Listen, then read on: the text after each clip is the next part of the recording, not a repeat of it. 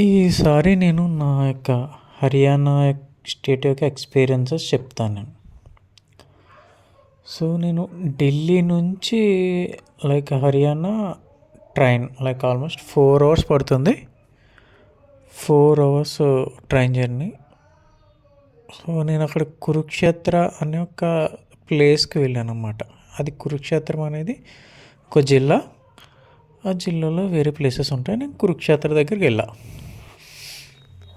So main అక్కడికి నేను వెళ్ళాలనుకున్న place శక్తిపీఠం. సో అక్కడ భద్రకాళి అమ్మవారి శక్తిపీఠం ఒకటి ఉంది, బాగా ఫేమస్ అది.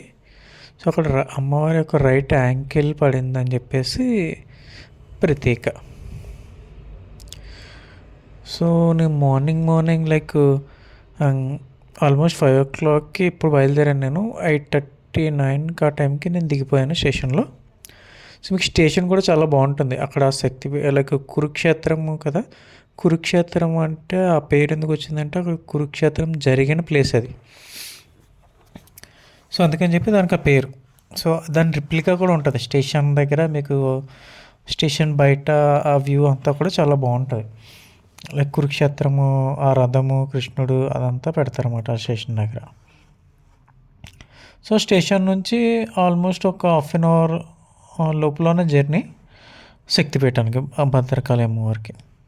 సో ఫస్ట్ అక్కడికి వెళ్దాము అని చెప్పేసి అక్కడికి వెళ్ళాను నేను. సో అక్కడ రష్ ఉంది. గుడి దగ్గరికి వెళ్ళేటప్పటికి చాలా రష్ ఉంది. సో అలా బయట నుంచి రష్ తీసుకుండి లోపలికి ఫస్ట్ ఒక శివుడి గుడిలోంచి లోపలికి అలా తీసుకెళ్ళి ఒక యూ సర్కిల్లో చివరికి అమ్మవారి గుడికి ఎంట్రన్స్ ఇస్తారన్నమాట. సో నేను అలా స్టార్ట్ అయ్యాను. ఒక 1 hour పట్టింది సో మెయిన్ టెంపుల్కి వెళ్ళడానికి. మెయిన్ టెంపుల్లోకి వెళ్ళా. సో మెయిన్ టెంపుల్లోకి వెళ్ళిన తర్వాత అమ్మవారు చాలా బాగున్నారు. సో ఫస్ట్ అక్కడ విగ్రహం దగ్గర బాగుంది. అంటే ఫస్ట్ నేను మామూలుగా లైన్లో ఉండి వెళ్ళాను, దర్శనం చేసుకున్నాను. తర్వాత మళ్ళీ మనం అక్కడ బయట వెయిట్ చేస్తూ ఉంటే మనకి లోపలికి అమ్మవారి దగ్గరికి పంపిస్తారన్నమాట.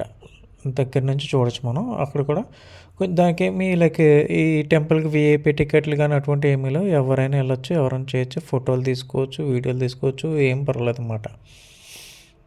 నాకు పండగ ఫోటోలు అవి తీసుకోవచ్చు అంటే.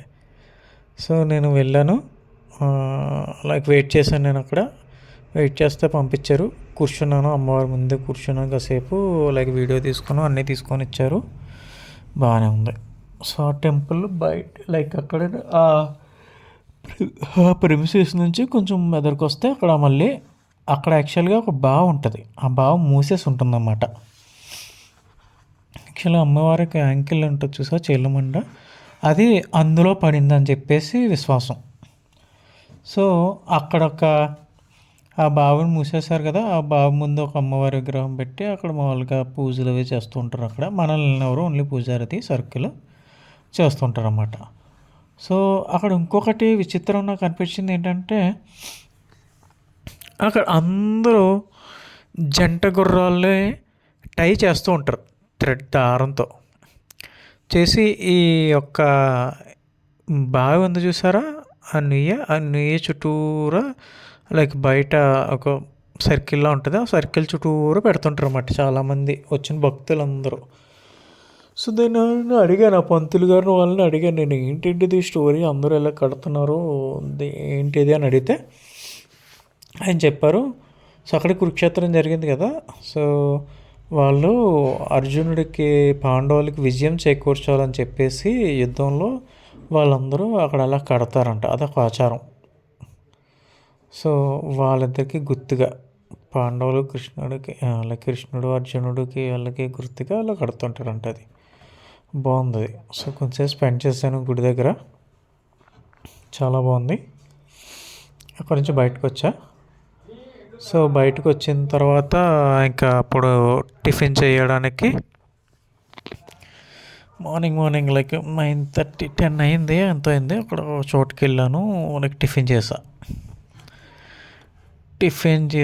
పరోటా అక్కడ రోటీ అయితే ఉంటే ఆలు పరోటా అయితే చెప్పాను, తినేసాను. చాలా ఎండ సీజన్ అది. లైక్ అక్కడ లస్సీలు అవి బాగుంటాయి అంటారు కదా, లైక్ హర్యానా ఫేమస్ కదా అని చెప్పేసి.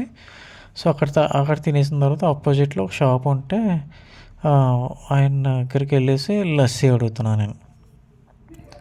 లస్సీ అడిగితే ఆయన ఏం చేశాడు, లస్సీ గ్లాసు లేదు ఏమీ లేదు, నువ్వు ఎలా తాగుతావు అని చెప్పేసి, సరే అయితే కవర్లో లైక్ తక్కువే, హాఫ్ లీటరు, లైక్ 20 రూపాయలు అంతే. నీళ్ళు పలచగా ఉంటుంది. స్వీట్ అంటే స్వీట్ అన్నారు, అది ఓకే అయితే అని చెప్పేసి ఆయన కవర్లో కట్టించారు. ఒక కవర్లో కట్టించానని ట్రై చేయాలి కదా, ట్రై చేయలేదు. ట్రై చేయకుండా నేను అలా చుట్టూ చుట్టూ చూసి ఇచ్చాడు, నేను ట్రై చేసేసాడు అనుకుంటే లైక్ ఏం చేశానంటే అక్కడ పాలుది ఫ్రిడ్జ్ ఉంటే దాని మీద పెట్టి నేను ఈ లోపల డబ్బులు ఇవ్వాలని పరిస్థితితో సరే నా చేతికి దాని మీద పెట్టాను నేను. అది ట్రై చేయలేదు. ట్రై చేయకపోతే ఏమైంది, అదంతా ఒలిగిపోయింది. అదంతా మళ్ళీ పాలలోకి కొంచెం చినుకులు అతను చూసి ఫాస్ట్గా లాగేసి లైక్ కొన్ని అందులో పడబోయి, సో ఫాస్ట్గా నేను అక్కడ నుంచున్నాను. ఏం చేశాడు, అదంతా నా మీదకి తూసేసాడు. ఏదైతే ఒలిగిందో అదంతా నా మీద తూసేసాడు అతను. నా ప్యాంటు మొత్తం ఖరాబ్ అయిపోయింది, ప్యాంటు మొత్తం పడేస్తారు. అదేంటి మీరు ట్రై చేసి ఇచ్చారనుకున్నాను నేను, మీరు ట్రై చేసి ఇవ్వకుండా మీరు ఇలా చేశారు, మళ్ళీ దీని మీద కోపంతో మళ్ళీ నా బట్టలన్నీ పాడు చేశారు. నాకు కోపం వచ్చింది. లైక్ మీరు కృష్ణుడు లైక్ ఉన్న ఇంత పుణ్యక్షేత్రంలో ఉన్నారు, లైక్ మళ్ళీ మీరు ఇంత అమ్మవారు ఉన్నారు ఇక్కడ, అంత ఉన్నారు, కానీ మీరు చేసిన పని ఏమైనా కరెక్టేనా అని చెప్పేసి అడిగేశాను నేను ఆయన. అసలు కరెక్టేనా మీకు, పోనీలు మీ నా పాలు పాడైపోతాయని నేను చేశాను అన్నారు. మీ పాలు పాడైపోతాయని చేశారు, అలా నా మీద అలా ఉంపేస్తాం కరెక్టేనా, నాకు తెలియదు కదా, మీరు 3 పెట్టి ఇచ్చారు అనుకున్నాను, మీరు 3 పెట్టి ఇవ్వలేదు, ఏమీ చేయలేదు, ఇలా చేస్తే అది కరెక్ట్ కాదు అన్నాను నేను. మీకు కావాలితే చెప్పండి, మీకు పాల డబ్బులు ఎంత అయినాయో చెప్పండి, మీకు మొత్తం పాల డబ్బులు ఎంత చెప్పండి, నేను ఇచ్చేస్తాను నేను. సో ఒకవేళ ఆయన పాడైపోయినా అనుకుంటే నేను అన్నమాట, మీరు ఇంత కోపం పంచేది మీకు, ఇంత ఇలా ఉండడం కరెక్ట్ కాదు అన్నాను నేను. అలా కాదు అంటే ఒక 5 నిమిషాల తర్వాత అలా మాట్లాడాము అలాగా. లైక్ నేను చెప్పాను స్ట్రాంగ్గానే, నీకు ఏమన్నా నా ఒపీనియన్ చెప్పాల్సి వస్తే స్ట్రాంగ్గానే చెప్తాను నేను. మీరు చేసింది తప్పు. వాళ్ళ అబ్బాయి కూడా వచ్చాడు, నేను వాళ్ళ అబ్బాయి కూడా ఎక్స్ప్లెయిన్ చేశాను అనమాట. ఇలా ఇలా వచ్చింది, నాకు ముందు చెప్పాలి కదా, ఇలా చెప్పకుండా ఇలా పంపేశాడు, అది కరెక్ట్ అంటే ఆ అబ్బాయి కూడా నవ్వి ఇంకా అంతే. సరే తర్వాత ఇంకా ఒక 10 నిమిషాలు మాట్లాడిన తర్వాత ఇద్దరికి కోపాలు చల్లారిని. ఆయనకి లైక్ కూర్చున్న తర్వాత, సరే అయితే ఏం చేస్తావు నువ్వు, నాకు ఏం కాదు వేరే నేను మళ్ళీ మళ్ళీ వేరే ఇస్తున్నాను, కావాలితే ఎక్కడ కూర్చో, ఇంకో నా టిఫిన్ వచ్చింది, నువ్వు టిఫిన్ చేసి లైక్ ఒక 10 నిమిషాల తర్వాత ఆయన టిఫిన్ డబ్బా ఇచ్చి, నువ్వు టిఫిన్ చేయి, నా టిఫిన్ చేయి, నేను అప్పటికే టిఫిన్ చేశానండి, ఏం వద్దు థ్యాంక్స్, సారీ నాకు తెలియదు, నీకు కావాలని చేయలేదండి చెప్పి నేను సారీ చెప్పాను. ఆయన కూడా ఓకే ఏం కాదు అంతా లైక్ కూల్ అయిపోయి, నువ్వు కావాలితే ఎక్కడ కూర్చో, మళ్ళీ ఇలా రావాలితే ఇలా వచ్చేటప్పుడు నా దగ్గరికి రా అన్నీ చెప్పి అన్నారు. సో తర్వాత నేను ఫోటో తీసుకున్నాను, బాగా మాట్లాడారు. వాళ్ళ అబ్బాయి కూడా ఇలా వెళ్ళాలి నేను అని చెప్పాడు. క్షణిక ఆవేశాలు అంతే, మనుషులం కదా, క్షణిక ఆవేశాలు అంటే లైక్ నా వైపు నుంచి ఆయన తప్ప నాకు అనిపిస్తుంది, ఆయన వైపు నుంచి నేను తప్ప అని ఆయనకు అనిపిస్తుంది. కానీ ఎవరి పాయింట్ ఆఫ్ వ్యూలో వాళ్ళే కరెక్ట్. సో నా పాయింట్ ఆఫ్ వ్యూలో ఆయన ఎందుకు అలాగా ఇలా చూసేసాడు, నీళ్ళు ఇలా పంపేసాడు, నా ఫ్యాంట్ అంతా పాడైపోయిందని నేను అనుకున్నా. ఆయన ఏంటి, నా బిజినెస్ అంతా పోతుంది కదా, ఆ పాలు విరిగిపోతాయి కదా, పాలు పాడైపోతాయి కదా, ఆయన పాయింట్ ఆఫ్ వ్యూలో ఆయన కరెక్ట్. సో ఇద్దరూ కరెక్టే, తప్పెవరిది.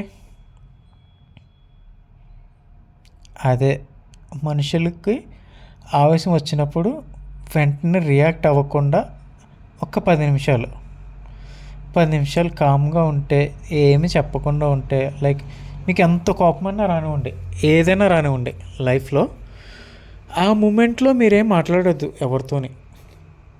ఎందుకంటే నేను చూశాను, లైక్ నా రియల్ లైఫ్లో కూడా నేను ఫేస్ చేశాను కాబట్టి చెప్తున్నా. ఎందుకంటే మనుషులు మనం ఏం చేస్తామంటే వెంటనే రియాక్ట్ అయిపోతాం. ఆ రియాక్ట్ అవ్వడం వల్ల తర్వాత మనము రియలైజ్ అయ్యి వెనక్కి రావాలన్నా రాలేం.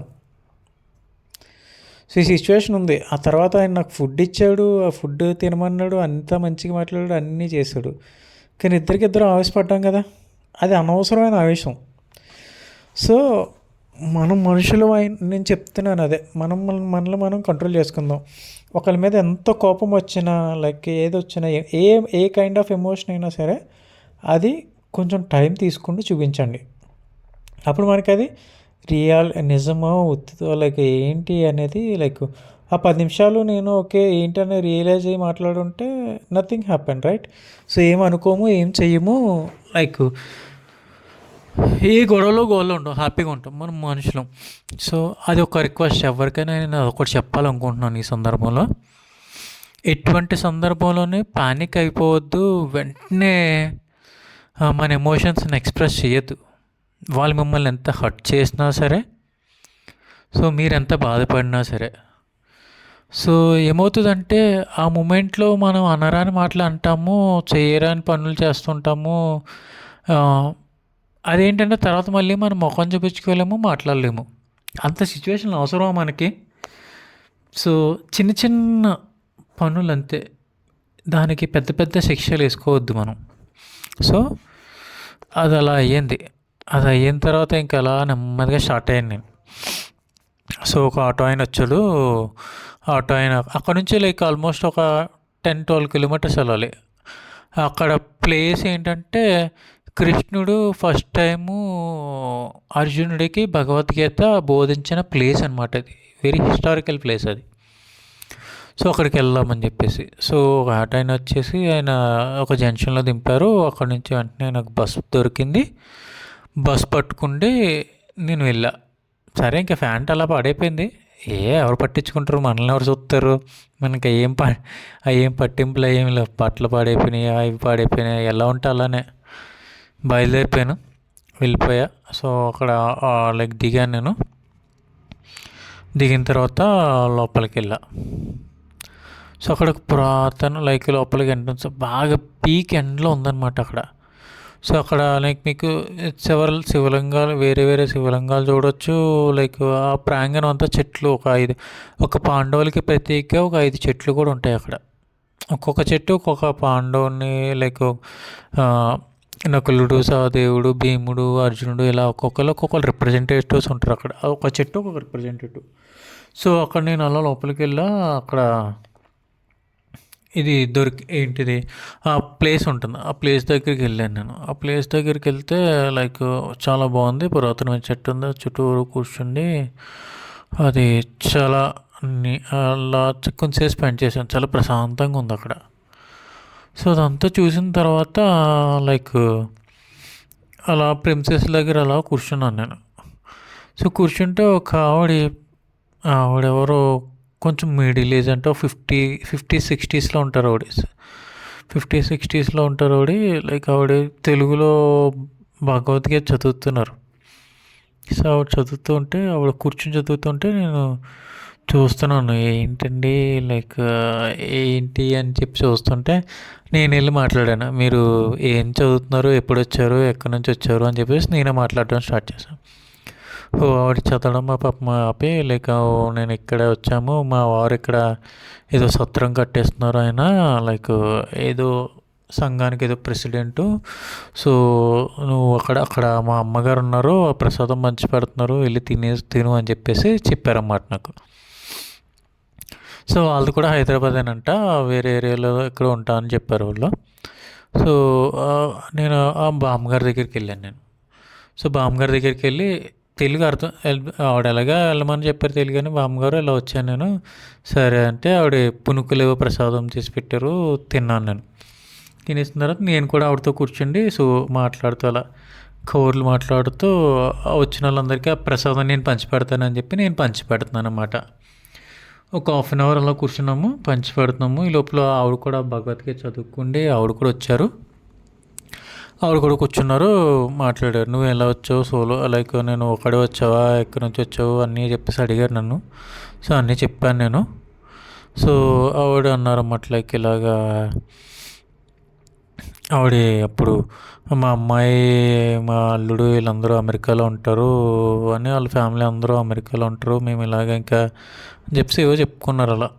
సో అలాగా సేపు అలాగా మాట్లాడుకున్నాం. మాట్లాడిన తర్వాత మాది ఇక్కడ సత్రము, ఇది అయిపోయింది, పంచిపెట్టేసిన తర్వాత నువ్వు నాతో రా, భోజనం చేసి వెళ్ళు అని చెప్పేసి, ఆ బామ్మగారు భోజనం చేసి వెళ్ళాలి ఖచ్చితంగా అని చెప్పేసి తీసుకెళ్తానికి రెడీ అయ్యారు ఆవిడ.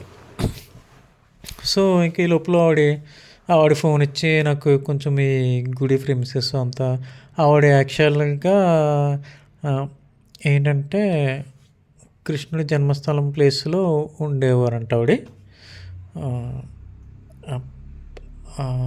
అక్కడ లైక్ అక్కడ ఆ ఆశ్రమంలో కొన్ని ఒక 6 ఇయర్స్లో ఎంతో అక్కడ ఉండి ఒక 1 మంత్ బ్యాకే ఈ కురుక్షేత్ర లైక్ వచ్చారంట, ఇక్కడికి వచ్చారు ఆవిడ. సో ఆ బామ్మగారు సో ఒక ఆశ్రమంలో ఆవిడ వంట చేసుకుంటూ లైక్ మామూలుగా ఉంటారంట. సో రోజు ఆ గిన్నెలు నిండా రోజు వండుకుంటూ ఏదో ఒక ఐటెం చేయడం, ఆ ఐటెం దగ్గర ఇక్కడ లైక్ పెట్టడం, అందరికి వచ్చిన వాళ్ళందరికీ పెట్టడం అంతా చేస్తారంట. అది ఒక హాబీ ఆవిడకి. సో ఓకే, సో వీడియో తీయమన్నారు, వీడియో తీసిన తర్వాత ఇంకా మేము ఇంకా బయలుదేరాం, ఆశ్రమంలోకి వెళ్ళాం. సో ఆశ్రమంలోకి వెళ్ళిన తర్వాత ఆ రోజు ఏదో పప్పే ఉండారంట, లైక్ ఆ పప్పు కొంచెం రైస్ పెడితే చాలు. నాకు ఏం పెట్టారు ఎంత పెట్టారు అనేది ముఖ్యం కాదు, వాళ్ళు ఎంత అభిమానంగా పెట్టారు అనేది ముఖ్యం. వాళ్ళు చాలా అభిమానంగా బామ్మగారు వచ్చి కూర్చుని దగ్గర కూర్చుండి అన్నీ పెట్టారు. నేను తినేసా. సో తినేసిన తర్వాత ఆవిడ ఆ బామ్మగారు కూర్చున్నాయి. తర్వాత సరే ఇక్కడ వేరే గుడి ఉంది, ఆ గుడిని నీకు చూపిస్తాను నేను. సో లైక్ తినేసాక ఆవిడ ఏంటంటే ఏమో ప్రతిదీ లైక్ డెస్టినీ అంటారు, ఎవరెవరిని కలవాలో ఎవరిని ఎక్కడ కలవాలో మన చేతిలో ఏమి ఉండదు. ఏ టైంకి ఏం జరుగుతుందో కూడా మన చేతిలో ఉండదు. I believe in destiny actually. So నేను రకరకాల మనుషుల్ని రకరకాల ప్రాంతంలో ఎలా కలుస్తున్నానో, ఎందుకు కలుస్తున్నానో, వాళ్ళు ఏం మాట్లాడుతున్నారో ఏమీ తెలియదు నాకు. ఇక్కడ సిచ్యువేషన్ ఎందుకు చెప్తున్నాను డెస్టినీ అని ఎందుకు అంటున్నానంటే, ఆ బామ్మగారు ఉన్నారు కదా, ఆ బామ్మగారు ఆల్మోస్ట్ ఒక 75-80 ఇయర్స్ దగ్గర దగ్గర ఉన్నాయి ఆవిడకి. అడిగాను నేను 75-80 చెప్పారు ఆవిడ. సో ఆవిడ అన్నారు లైక్ సో నిన్ను పద అని చెప్పేసి నన్ను గుడికి తీసుకెళ్ళారు. సో ఆవిడ చెప్తున్నారు, ఆవిడ నాతో అంటున్నారు, నువ్వు నమ్మకపో, నాకు రాత్రి కృష్ణయ్య కల్లో కొరిచి రేపు పొద్దున్న నీ కష్టాలు చెప్పుకోవటానికి ఒక అబ్బాయిని పంపిస్తున్నాను నేను, అబ్బాయికి నువ్వు చెప్పుకో అని చెప్పారంట ఆవిడ. ఆవిడ చాలా ఎక్సైట్మెంట్తో. సో ఆవిడ కథ ఏంటంటే, సో ఆవిడకి 2 అమ్మాయిలు 2 అబ్బాయిలు. సో ఒక అబ్బాయి అమెరికాలో ఉంటాడు, లైక్ వేరే అమ్మాయిలు అందరూ రకరకాల ప్లేస్లో అందరూ వెల్ సెటిల్డ్ పీపుల్ అన్నమాట అందరూ. సో అందరూ వెల్ సెటిల్డ్ పీపుల్. లైక్ ఏమవుతుంది అంటే, సో ఆమెను ఎక్స్పోజ్ చేయడానికి కాదు కానీ ఎంతోమందికి కొంతమంది కన్నా లైక్ హితబోధ కింద అవుతుంది. లైక్ మనం ఎలా ఉన్నాము ప్రస్తుతము, సంస్కృతి ఎలా ఉంది, మనుషులు ఎలా ఉన్నాము, మనం ఎంత దారుణంగా ఉన్నాము అనే చెప్పడానికి ఇది ఒక ఎగ్జాంపుల్గా చెప్తాను నేను. సో ఆవిడ ఉన్నారు కదా, సో ఆవిడకి లైక్ వాళ్ళ హస్బెండ్ ఉండేవారు, ఆయన ఏదో గవర్నమెంట్ లైక్ హైదరాబాదులోనే ₹1,00,000 అద్దె వచ్చే ప్రాపర్టీ సో ఉన్నాయి ఆవిడకి. మంత్లీ ప్రతి మంత్ ₹1,00,000 అద్దెలు వచ్చాయంట ఆవిడకి. సో అద్దెలు వస్తే ఆవిడ లైక్ వాళ్ళ హస్బెండ్ చనిపోయిందా కొన్ని రోజులు లైక్ ఇంకా చెప్పా కదా, ఆవిడ ఇంకా లైక్ ఇలా గుడికి వచ్చేసి లైక్ ఒక స్టేజ్కి వచ్చి గుడికి వచ్చేసి అన్నీ ఇంకా లైక్ నేను ఆవిడ గుడిలోనే ఉండి లైక్ ఇలా అన్నీ పంచిపెట్టుకొని అన్నీ చేసి ఆవిడ దగ్గర డబ్బులు ఉన్నప్పుడు హ్యాపీగా ఖర్చు పెట్టి చేసేవారంట. సో నేను అలాగే గుడిలోనే ఉంటున్నాను కదా, ఇంకా నేను అక్కడికి వచ్చే ఉద్దేశం లేదు నాకు, ఇంకెందుకులే అని చెప్పేసి ఆ ప్రాపర్టీని అమ్మేసుకుండి 4గురిని పనిచేసుకోమన్నారంట ఆవిడ. సో పనిచేసుకోమంటే అందరూ పనిచేసుకున్నారంట. సో అందరూ పనిచేసుకున్నారు ప్రాపర్టీస్ని, అన్నీ హ్యాపీ, వాళ్ళందరూ హ్యాపీ, కొడుకులు హ్యాపీ, కూతుర్లు హ్యాపీ, అందరూ హ్యాపీ. సో ఈవిడ లైక్ ఏంటంటే ఇలా పంచిపెట్టడం అనేది ఒక అప్పుడు లైక్ ఊరికైనా రావు కదా, ఇప్పుడు అలా రోజు ఏదో ప్రసాదం చేసి పెట్టాలి అంటే ఎంత దేవుడికి పంచి పెట్టాలన్నా మనుషుల దగ్గర డబ్బులు ఉండాలి కదా. సో నెలకు ఒక 15,000 20,000 డబ్బులు అవుతున్నాయి, 20,000 అన్నా నాకు సరిపోవట్లేదు, ఎన్ని పంచి పెట్టాలి చేయాలని చెప్పేసి సో ఆవిడకి వచ్చే ఆదాయాన్ని ఆవిడ వదిలేసుకున్నారు. సో అలా కొడుకు అమెరికాలో ఉన్న కొడుకు కొంచెం ఏదో మంచికి ఎంత డబ్బులని పంపిస్తున్నాడంట, అవి కూడా అవి సరిపెట్టుకొని చంపుతున్నారంట. సో ఆవిడ లైక్ వాళ్ళ కొడుకుని ఇలాగ ఒక 50 లక్షలు 60 లక్షలు అవుతుంది, నేను పలానా చోట ఒక ఆశ్రమము లేదంటే మన గుర్తు కింద ఉంటుంది కట్టాలని చెప్పేసి ఆవిడ చాలా తాపత్రయపడి అడిగారంట. కొడుకు కూడా చేస్తా అన్నాడంట. చేస్తా అన్నాడని చెప్పేసి ఏమైందంట, సడన్గా ఒక 15 రోజుల నుంచి ఫోన్ ఎత్తడం మానేశాడంట వాళ్ళ అబ్బాయి. రోజు చేస్తున్నా ఫోన్ ఎత్తట్లేదు, ఏం చేయట్లేదు. సో ఈవిడికి లైక్ వాట్సాప్ కాల్ మాల్ చేయడం తెలుసు, కానీ మెసేజ్లు అవి పెట్టడం రాదంట. ఈవిడికి మెసేజ్లు పెట్టడం రాదు. సో మెసేజ్లు పెట్టడం రాకపోతే ఆవిడ నన్ను గుళ్ళోకి తీసుకెళ్ళి, ఇది బాబు ఇప్పుడు నేను ఈ ఆశ్రమం చుట్టుపక్కల వాళ్ళకి ఎవరికి చెప్పినా సరే నేను చులకనైపోతాను కదా, నా పిల్లలు చులకనైపోతారు, నేను చులకనైపోతాను. నేను ఎలాగా నా కొడుక్కి మెసేజ్ పెట్టాలి, ఎలాగ మాట్లాడాలి అని నాకు తెలీదు.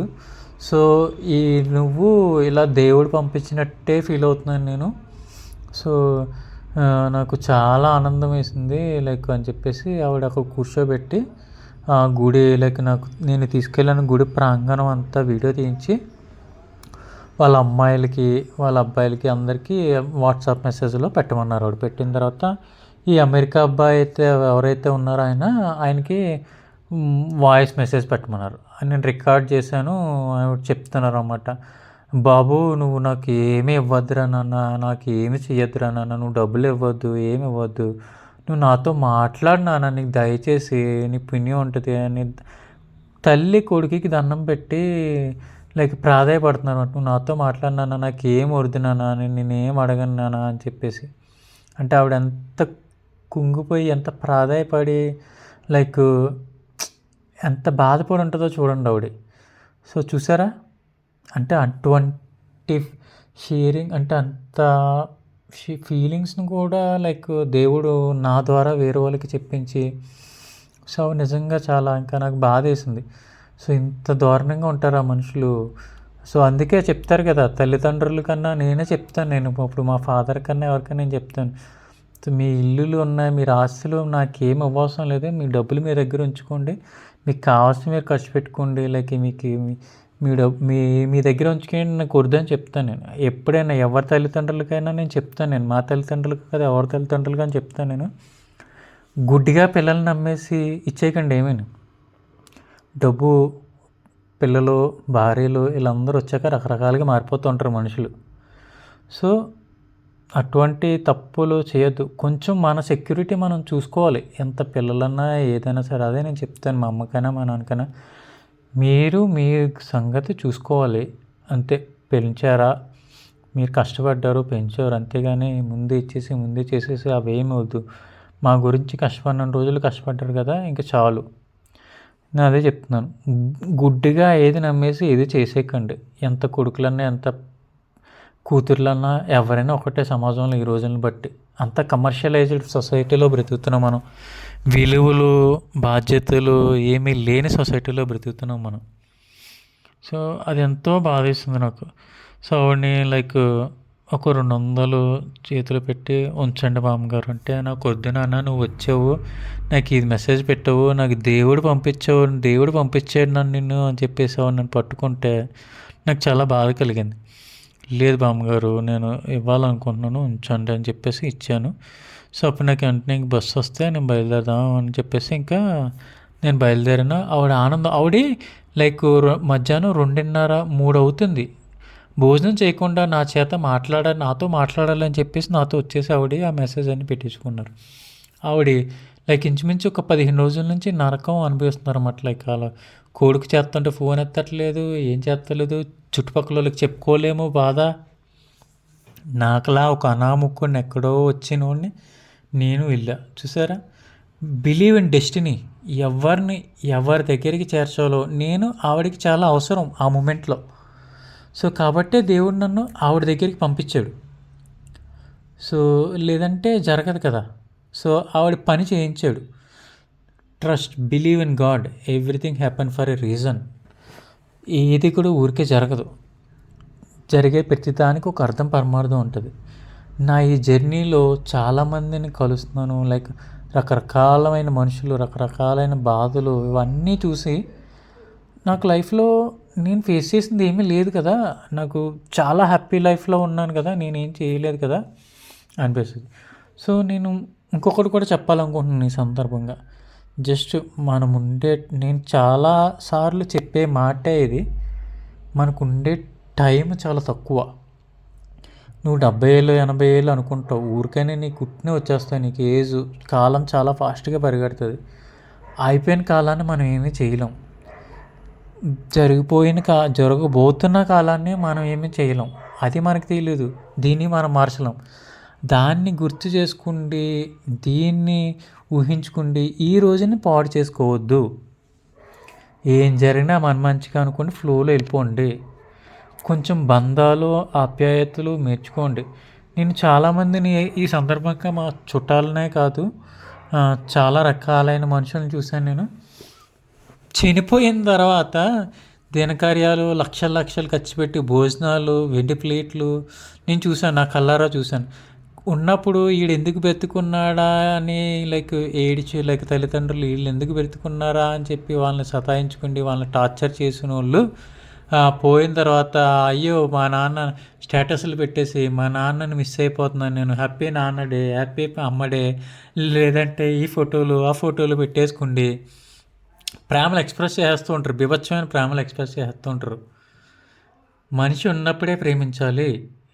మనిషి వెళ్ళిపోయిన తర్వాత నువ్వు ఏమీ చేయవసరం లేదు. మనిషి ఉన్నప్పుడు ఆ మనిషితో హ్యాపీగా మాట్లాడు. నీ దగ్గర ఉన్నప్పుడు తల్లిదండ్రులనే కాదు, నీకు ఎవరుంటే వాళ్ళందరితోని మనము ఒకళ్ళతో ప్రేమగా మాట్లాడాలి. ఎంత ప్రేమగా మాట్లాడగలిగితే అంత ప్రేమగా మాట్లాడాలి తప్పించి ఆ మనిషి ఒకసారి నీకు దూరం అయితే నువ్వు మళ్ళీ జీవితంలో కలవలేవు. నువ్వు మళ్ళీ ఇప్పుడు వాళ్ళ తల్లిదండ్రులు నేను చూశాను.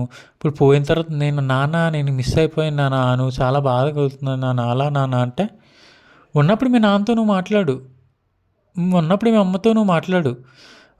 పోయిన తర్వాత 1,00,000 మంది భోజనాలు ఎట్టడం కాదు, ఉన్నప్పుడు అట్లీస్ట్ ఒక పొట్టలో ఏదైనా ఒక పూట భోజనం శుభ్రంగా పెట్టి ఒక మంచి బట్టలు కొని మీ నాన్నకి మంచి ఏం జరుగుతుందో అది చెయ్యి, లేకపోతే మీ అమ్మగారికి ఏం మంచిదో అది చెయ్యి.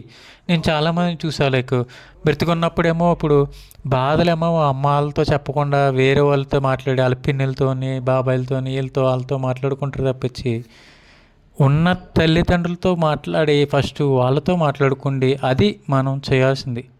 ఎందుకంటే మన అమ్మా నాన్న తర్వాత ఎవరైనా వస్తారు. మన అమ్మా నాన్ననే కాదు, నేను చెప్తున్నాను, ఎవరిని బాధ పెట్టకూడదు లైఫ్లో. సో వీలైనంత హ్యాపీగా మాట్లాడండి. మనకున్న లైఫ్ హ్యాపీగా మాట్లాడుకుందాం, హ్యాపీగా వెళ్ళిపోదాం. సో ఇది నా చిన్న హర్యానా ట్రిప్ ఎక్స్పీరియన్స్. కానీ మర్చిపోలేకుండా ఒక తల్లికి నేను ఏదో నా ఉడతాబత్తిగా ఆవిడ బాధలో కొంత పాల్పంచుకునే అవకాశం నాకు వచ్చింది. సో ఒక ఆయన దగ్గర ఇద్దరము నేను హార్ష్గా మాట్లాడాను, ఆయన హార్ష్గా మాట్లాడాడు. కానీ రియలైజ్ అయ్యి ఇద్దరం కూడా ఇది కరెక్ట్ కాదు, ఇది కథ కరెక్టు ఆయన ఇద్దరం రియలైజ్ అయ్యి ఇద్దరు మాట్లాడుకుంటే హ్యాపీగా మాట్లాడుకుంటే ఫోటోలు తీసుకొని అన్నీ చేసాం. సో ఇంకొకటి చెప్తున్నాను, నేను మనుషులతో కలవని ఎంతమంది అయితే అంతమంది. ప్రతి ఒక్కళ్ళ ఎక్స్పీరియన్స్ డిఫరెంట్, ప్రతి ఒక్కరూ డిఫరెన్స్, ఎవరి కాలే స్పెషల్. ఎవరితో కంపేర్ చేసుకోవద్దు, ఏమీ చేసుకోవద్దు. జీవితాన్ని ఎంత ఆనందంగా మనం గడపాలనుకుంటే అంత ఆనందంగా. ఈ టైంకి తప్పో ఏం చేయాలంటే చేసేయి. One life, live forever, save memories, grab memories everyday. మళ్ళీ నేను వేరే స్టేట్ యొక్క అనుభవాలతో మళ్ళీ వస్తా. సో అంటిల్ దెన్ బాయ్, మీ శివకుమార్ ఆకేటి.